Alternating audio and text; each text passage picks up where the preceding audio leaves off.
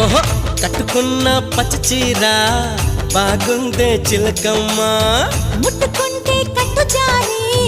పోతుంది వినవయ్య అరే వయ్యారి నారి ఒదంట చేరి మిద మిద పడతావే